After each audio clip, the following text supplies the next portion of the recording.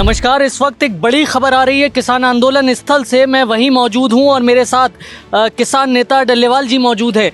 खबर ये है कि रेल रोको आंदोलन जो है वो खत्म कर दिया गया है। इसको लेकर क्या पूरी खबर है, मैं एक बार डल्लेवाल जी से बात करना चाहता हूं। सर, स्वागत है आपका। नमस्कार। नमस्कार जी, सत श्री अकाल। मैं वाहिगुरू खालसा। सत श्री अकाल। सर, ये पूछना चाहता हूं कि खबर आ रही है कि रेल रोको आंदोलन जो है वो किसानों ने खत्म कर दिया है, तो इसको लेकर क्या सच्चाई है और क्या पूरी खबर है? सबसे बड़ी बात तो ये है कि रेल रोको को ख़त्म नहीं किया गया, उसको पोस्टपोन किया गया है। अगर सरकार किसी भी तरह का मतलब हमारी वो जो मांगे हैं, केवल 3 लड़कों को रिहा करवाने की मांग है, जो हमारी केंद्र के साथ हमारी कमिटमेंट की हुई है केंद्र ने हमारे साथ, उनको लागू करवाने के लिए जो हमारा आंदोलन 4 बॉर्डरों के ऊपर चल रहा है, जैसे शंभू है, खनौरी है, इधर डबवाली, आगे रतनपुरा, ये एज इट इज जारी है।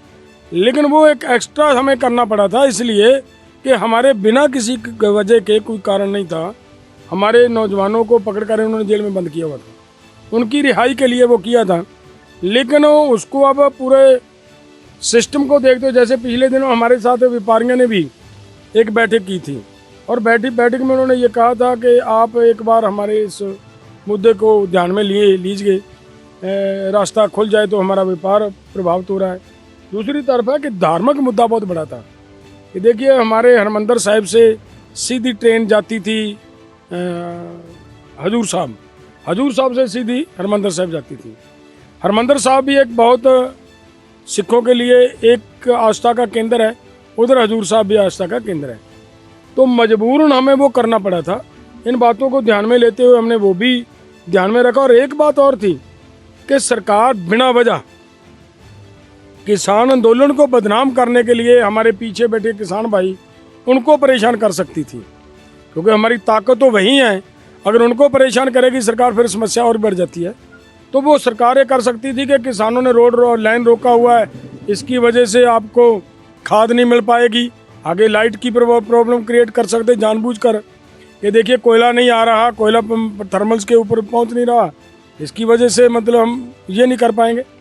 तो वो समस्या किसानों को आगे धान की फसल की बोने के समय वो ना आए, उसको ध्यान में रखते हुए हमने वो स्थित किया है और उसके अगेंस्ट आगे बढ़। अब आगे क्या तैयारी रहेगी? हमारा ये प्रोग्राम है कि मोदी जी का हमें पर सूचना मिली है कि वो आ रहे हैं, तो वही सवाल जो हमारे लोग कर रहे हैं इनसे लीडर्स के साथ, बीजेपी के साथ, वही सवाल हमारे भी प्रधानमंत्री को होंगे।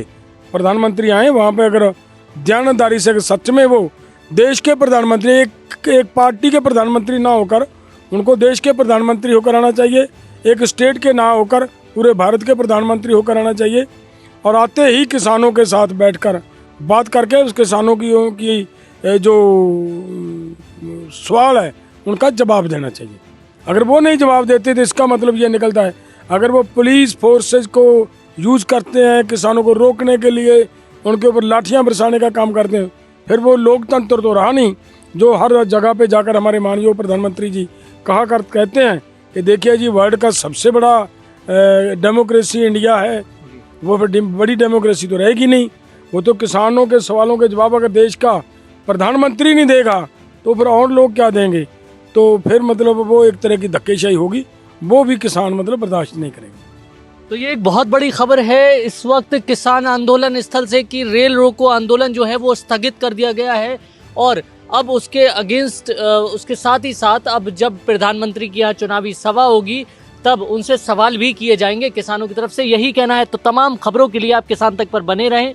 तमाम और अपडेट किसान आंदोलन से जुड़े हम आप तक पहुंचाते रहेंगे। धन्यवाद। अगर ये वीडियो आपको पसंद आया है तो इसे लाइक जरूर करें। अगर चैनल अभी तक सब्सक्राइब नहीं किया है तो कर लें और नोटिफिकेशन पाने के लिए बेल आइकन भी दबा दें।